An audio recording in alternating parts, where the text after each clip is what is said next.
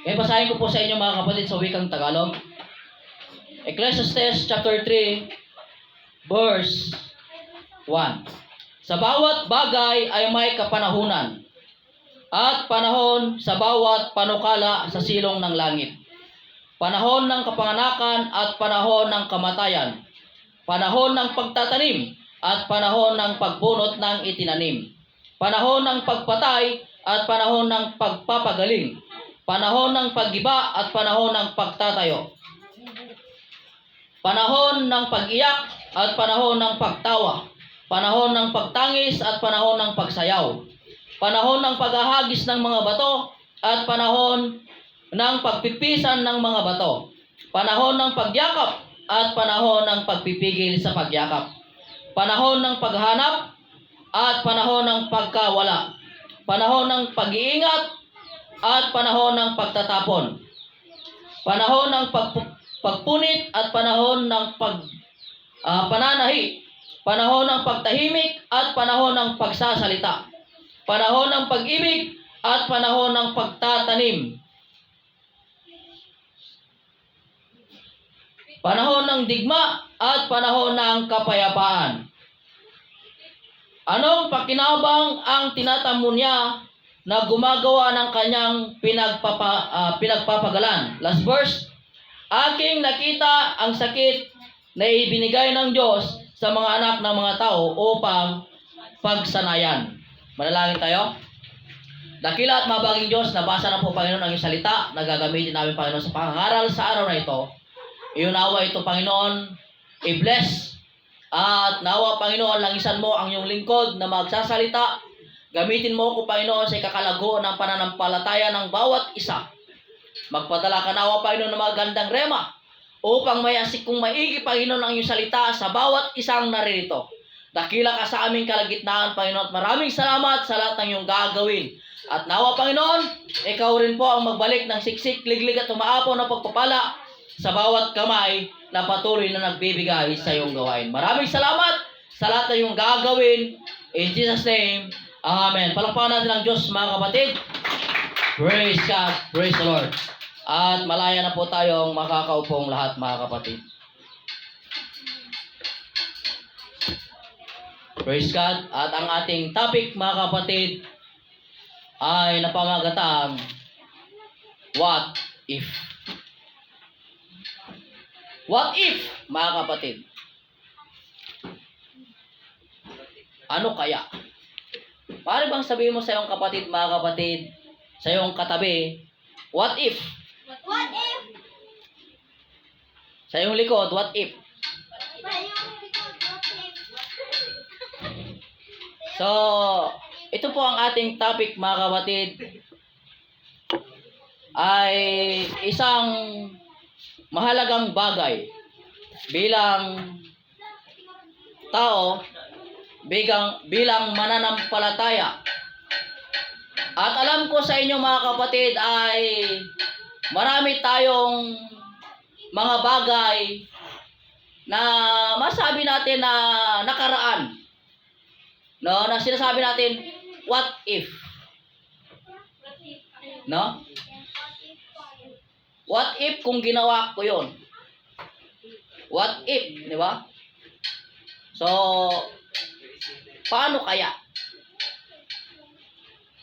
Paano kaya kung ito na yon? Paano kaya kung ginawa ko yun noon? Ano kaya ang buhay ko ngayon? So, hello? Okay lang ba kayo? Amen. Nakikinig ba kayo? Amen. O may sarili na kayong topic dyan? Wala. Ha? No? O palit na tayo. Ako dyan, kayo dito. Okay, so makinig kayong maigi mga kapatid para maayos ang ating usapan.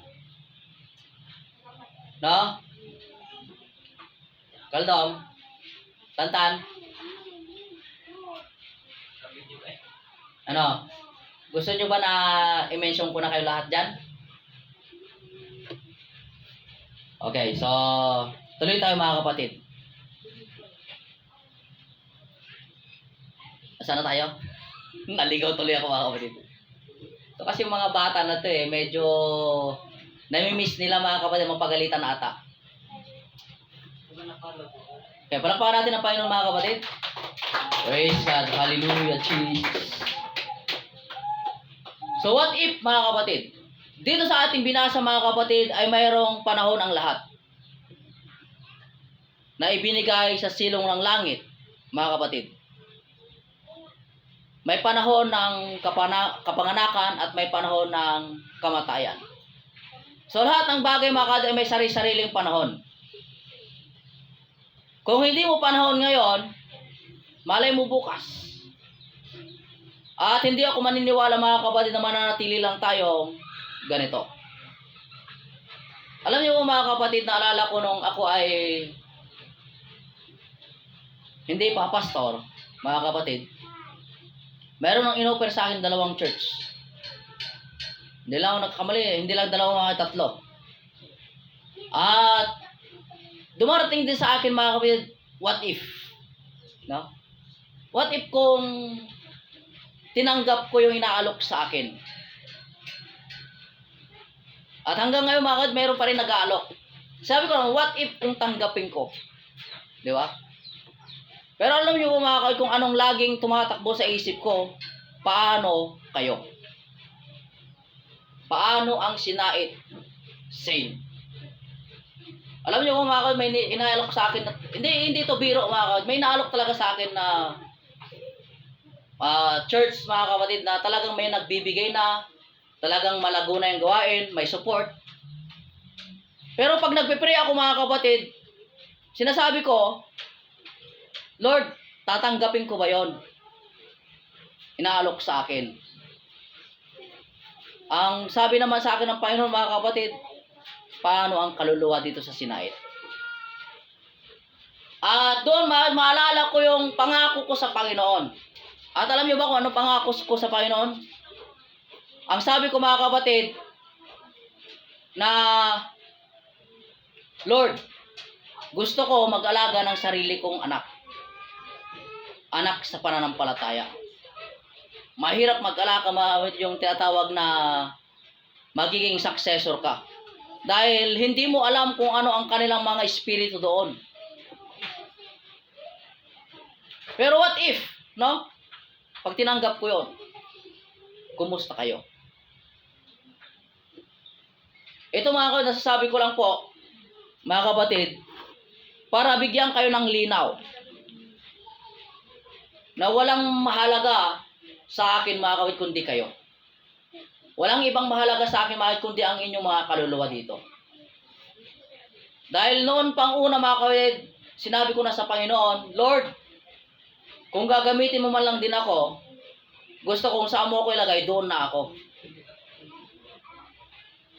Pero minsan mga kapatid, dumarating din sa akin yung point na, what if kung tinanggap ko yung offer?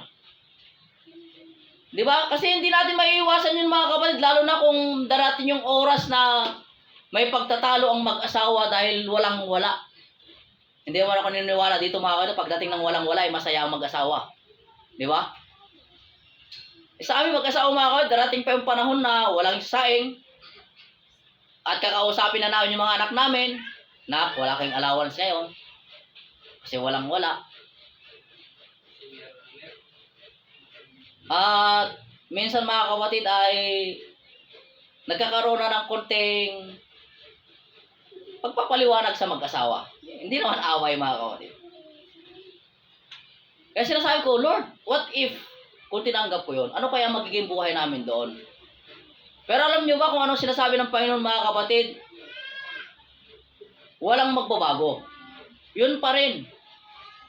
Kasi nga mga kapatid, kahit saan tayo pumunta, meron at meron pa rin pagsubok. Kaya bakit pa kami lilipat, di ba? Na pagpunta namin doon ay meron na naman panibagong pagsubok. Kung dito nga hindi namin makakayanan, hindi namin pagtatagumpayan, paano pa kaya doon? Ipinapasa ko to sa inyo mga para mag-isip tayo. Mga kapatid, na kung ano man po ang mga na abutan natin ngayon, Huwag na tayo mga kapatid mag-isip pa doon sa nakalipas. Mga kapatid. Parang ganito lang yan eh. Naalala ko yung napanood ko noon mga kapatid sa Time Machine. Na pelikula mga kapatid.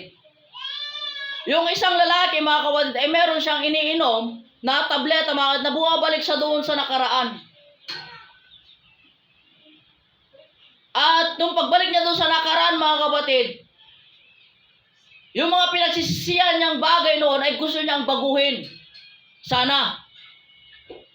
No? Hello? Nandito pa ba kayo mga kapatid? Gusto niyang baguhin sana.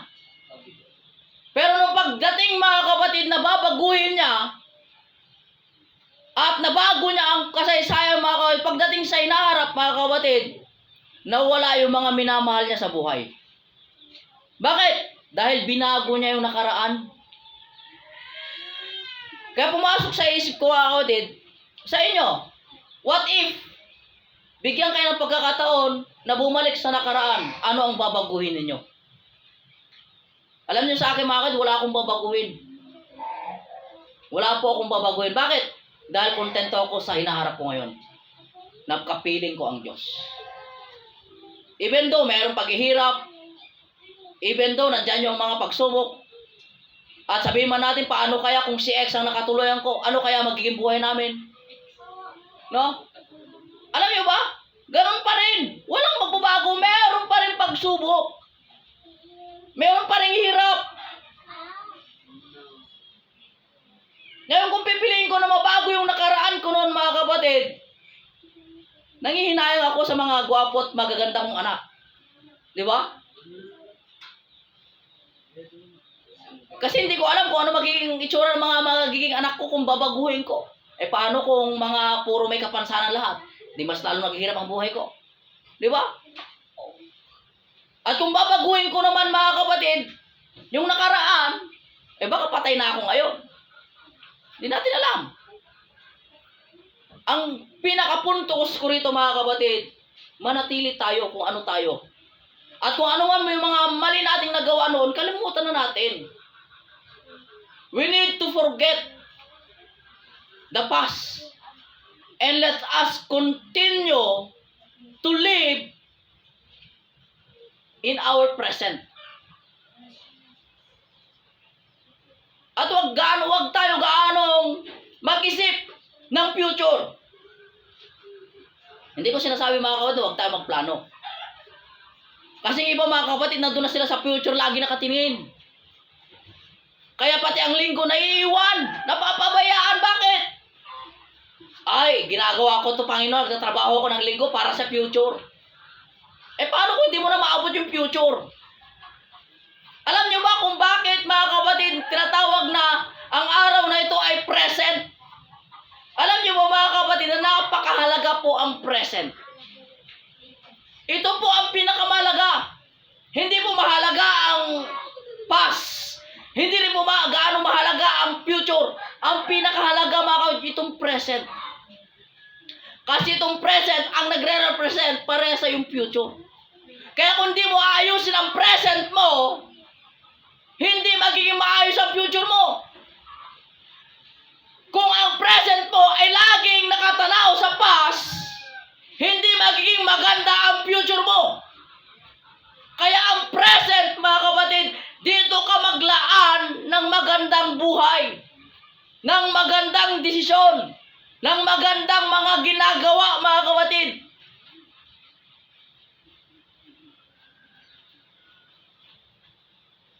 Dadalhin ko ulit kayo sa what if, mga kapatid. What if? Mawala ako mga kapatid. Hindi ko hinihiling mga kapatid na mamatay na ako. What if? Sino ang papalit sa likod ng pulpito ito para mangaral sa inyo? Handa ba kayo sa bagay na yan mga kapatid? O baka pag mawala ako, mawala na rin kayo sa pananampalataya? Kaya sinasabi ko sa inyo mga kapatid, huwag kayo gaanong titingin sa akin. Tumingin tayo sa Diyos. Sa Kanya lang tayo maglingkod mga kapatid at sa Kanya natin ibigay tiwala. Kasi mga kapatid, meron ako nakitang church na backslide yung pastor, lahat ng membro backslide. Nawala. Anong tingin nila sa pastor nila? Banal? Diyos? Nung nagkamali ang kanila pa, ay si pastor nga ginawa yung ganun eh. Ginawa na rin nila. Ang sinasabi ko rito mga kapatid, lahat nawa tayo ay magpaka-mature sa pananampalataya. Dahil sinasabi sa banal na kasulatan sa ating teksto mga kapatid, may mga sarili-sarili tayong kapanahunan.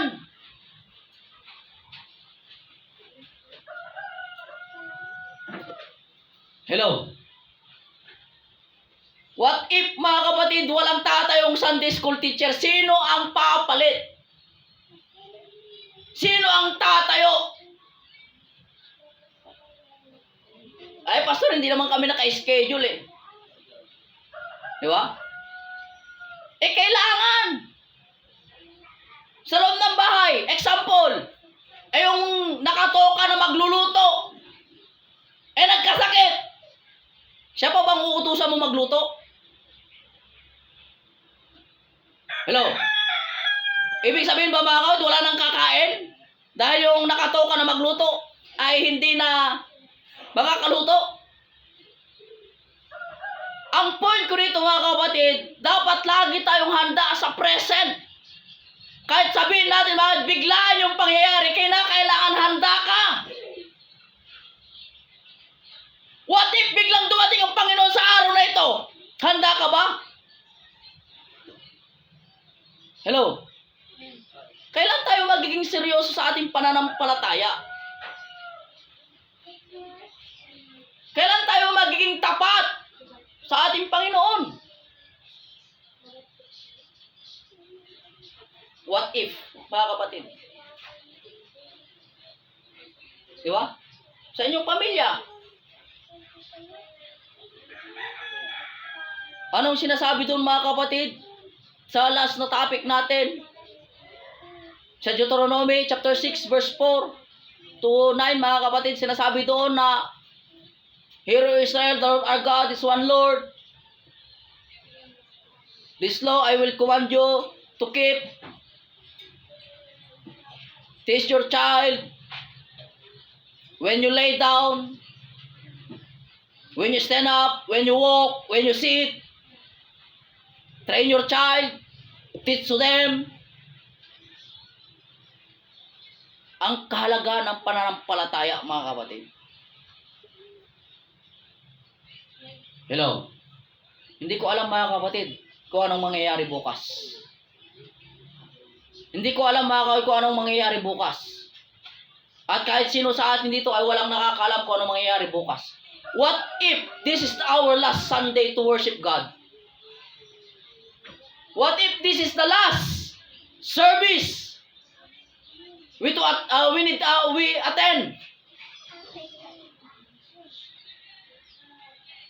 Can we give our highest praises to God?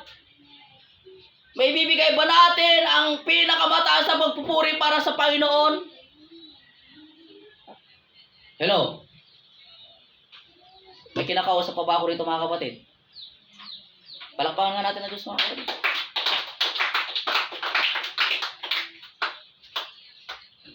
Nawa, hindi gaano mabigat sa inyo ang aking sinasabi. Pero nagiging makatotohanan lang po ako sa inyong lahat sa oras ito. Dahil hindi ko po nauunawaan kung ano yung ibig sabihin ng aking mga panaginip sa mga nakaraan. Na napakabigat para sa aking damdamin. Mga kapatid. Na hanggang ngayon ay medyo nababagabag pa rin ako. At parang gusto ko na ayaw ko rin i-share sa inyo. Gustong ayaw. Yung sa panaginip na yon. Kaya ako sinishare sa inyo itong what if mga kapatid. Mananatili pa ba kayong tapat sa Panginoon? Amen. Amen. Hello? Kaya nyo pa bang makinig sa sermon kung ibang pastor na ang mga ngaral sa inyo? Dadalo pa rin pa ba kayo dito mga kapatid kung iba na ang mangangaral sa inyo? O magkakanya-kanya na rin kayo? Sabihin ko sa inyo mga kapatid, ang bawat pastor na tatayo sa likod ng pulpitong ito, hindi sila mga kapatid yung tinatawag natin na magliligtas sa inyo. Ang magliligtas sa inyo ay ang Diyos. Ginagamit lang kami. Pare-parehas lang tayo mga kapatid na tao. Kaya huwag tayo gaanong magpuri sa kapwa natin tao. Purihin natin ang Diyos. Magpagamit tayo sa Kanya. Lalong-lalo na sa inyong may mga potensyal. Gawin na natin yung nararapat sa harapan ng Diyos. Shh!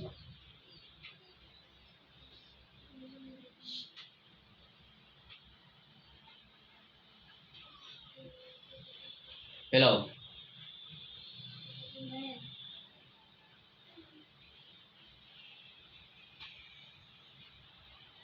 Palakpakan natin ang Panginoon mga kapatid.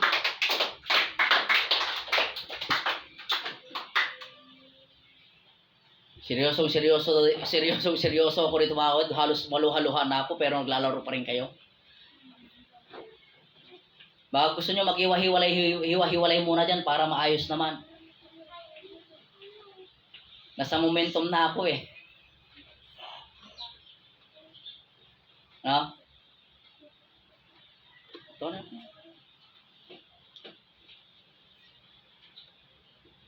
Okay na ba kayo dyan?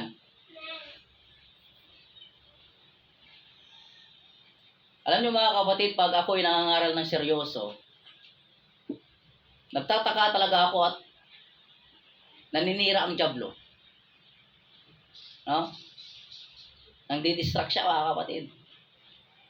Pero sabihin ko sa inyo, ito po ang katotohanan.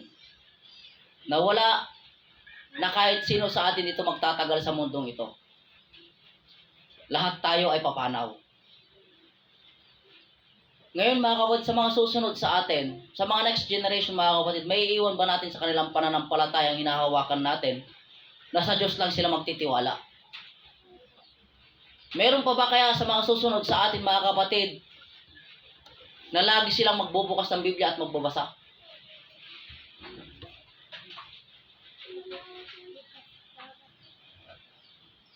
Itong mga sinasabi ko sa inyo mga kapatid, ito po ang nais ng Diyos na ipaalala sa atin. Dahil sa mga panaginip ko talaga mga kapatid ay nakakapanglumo. What if sabihin ko sa inyo mga kapatid na mahirap pa sa 50% ang magliligtas dito? Tanggap nyo ba yon? Pastor, judgmental ka naman. Hindi po ko judgmental. What if lang nga eh. What if? Nabahagya mo ba ng salita ng Diyos ang iyong katabi? Na-encourage mo ba siya nung siya'y nanghihina ng lalamig? Natulungan ba natin sila nung sila'y nangangailangan? Hello? What if, mga kapatid? What if someday somehow, isa sa inyo pala ipapalit sa akin dito? Hindi ko sinasabi mga kapatid na aalis ako. Hindi ko rin sinasabi mga kapatid na mamamatay na ako. Pero what if lang? Paghandaan natin mga kapatid. What if sa katabi mo ay biglang magtanong sa'yo ng isang bagay na patungkol sa pananampalataya, mayroon ka bang mai-share sa kanya? Gigisingin ko kayo mga kapatid sa katotohanan na lahat tayo dito mga kapatid ay gagamitin ng Diyos someday. Pero hihintayin pa ba natin yung someday? Na pwede naman tayo magpagamit ngayon? Gaya ng sinabi ko nga kanina mga kapatid, itong present ang pinakamahalaga. Alam niyo ba mga kapatid, sinasabi ko noon, sana noon ko pa nakilala ang Panginoon. Sana nung mas bata pa ako. Kasi nakilala ko ang Panginoon mga kapatid.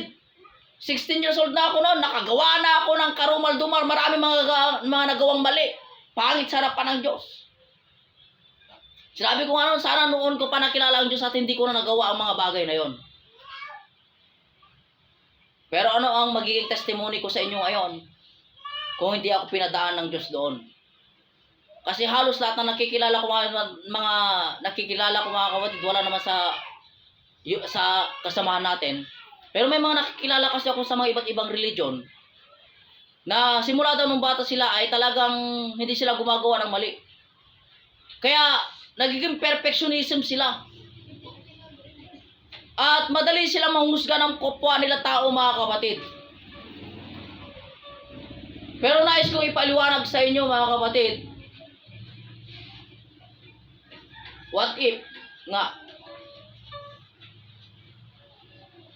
kung isa sa inyo ay tatayo dito at mga susuportahan nyo kaya? Hello? Bibigyan ko kayo mga kapatid ng mga palaisipan sa araw na ito. Susuportahan nyo kaya mga kapatid kung merong tatayo dito at mangangaral sa inyo na isa sa inyo narariyan? Hello? Hello? Natutulog ata kayo mga kapatid. Hindi po ako nagpapaalam mga kapatid. What if lang nga? Hello? Tapusin na ba natin?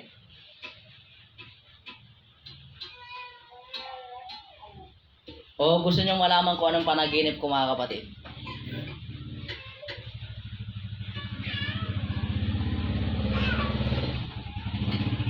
Tuloy tayo mga kapatid. What if dumating ang Diyos sa araw na ito at lahat tayong naririto may liligtas? Paano yung mga maiiwan na mahal natin sa buhay? Nabahagian ba natin sila ng salita ng Diyos? Nasubukan ba natin silang kumbinsihin na magsimba? Huwag natin sabihin na bukas na. O kaya sa susunod na araw na. O kaya sa susunod na linggo na. Gaya na sinasabi ko mga kapatid, ang present. Itong present na to, ang magiging future natin. Kung ano ang gagawin mo ngayon, yun ang magiging future mo. Kaya kung wala kang gagawin ngayon, huwag mong asahan may future ka. Ang future mga kapatid ay nakasalalay sa present at hindi doon sa past. Hindi doon sa past mga kapatid, kundi nandito sa present.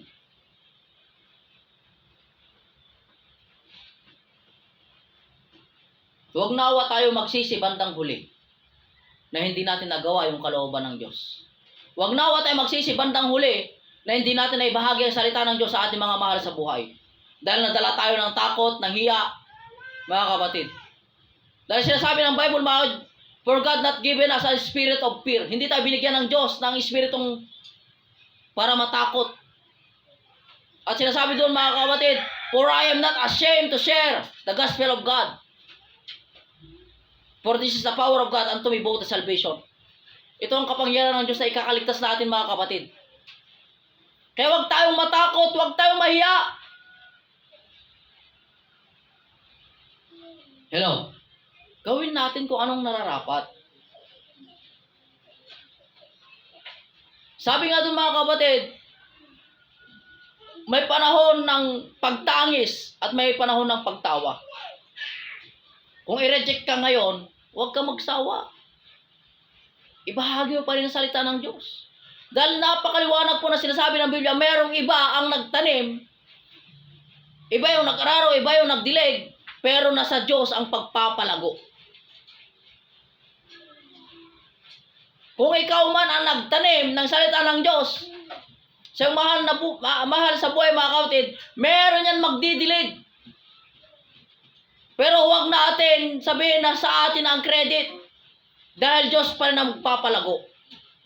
We need to do our part. Mga kapatid, gawin natin kung Dahil ang part natin mga kawed ay mag-share ng salita ng Panginoon. Ibahagi natin ang salita ng Diyos. Kung rejectan man nila, okay lang. At least na ibahagi natin.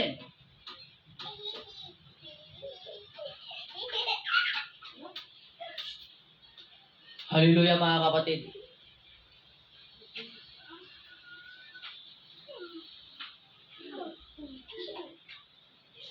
Dahil sinasabi sa Biblia mga kapatid, malapit na ang katapusan ng mundong ito. Yung malapit na yan mga what if ngayon na yon? What if mga kapatid?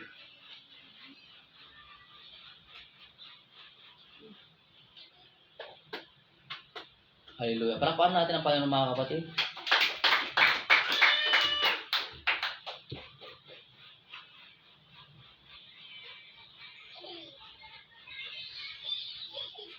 Last mga kapatid. What if kayo ang gamitin ng Diyos? Handa na ba kayo? Hindi lamang sa likod ng pulpitong ito, kundi sa marami pang tao. Handa na ba tayo mga kapatid na humarap sa pagsubok? Handa na ba tayo mga kapatid na magkaroon ng street crusade? Handa na ba tayo mga kapatid na mangaral doon sa mga palengke, sa mga public places? Handa na ba tayo mga kapatid? Kung hindi pa kayo handa, kailan kayo magiging handa? Kailan tayo magiging handa mga kapatid? Kung sinasabi nyo, Pastor, sobrang bilis naman. Kailan nga mga kapatid tayo magiging handa? Kung nandyan na ang Panginoon? Kung magsasara na ang kaligtasan?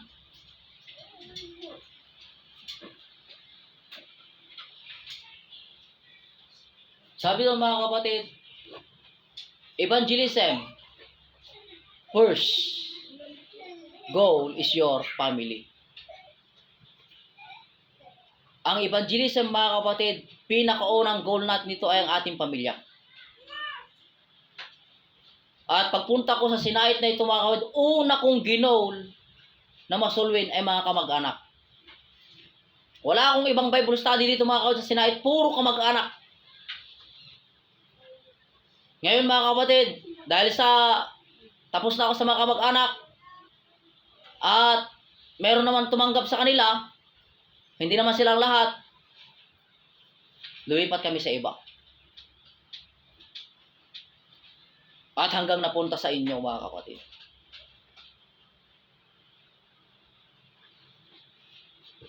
Yan po nawa ang magiging goal natin. Sa evangelism, mga kapatid, i-goal natin ang mga mahal natin sa buhay. Tapos mga kakilala natin, mga kaibigan natin. Kasi mahirap mga kapatid, pag darating ang araw, na nandun ka sa langit, tapos yung mga mahal mo sa buhay na sa impyerno. Huling pagsisisi na yon. Nasa huling pagsisisi na yon mga kapatid. Kaya huwag nating hipahintulot na mangyari yon. Kaya ngayon pa lang mga kapatid, magpakaseryoso na tayo sa paglilingkod sa Panginoon.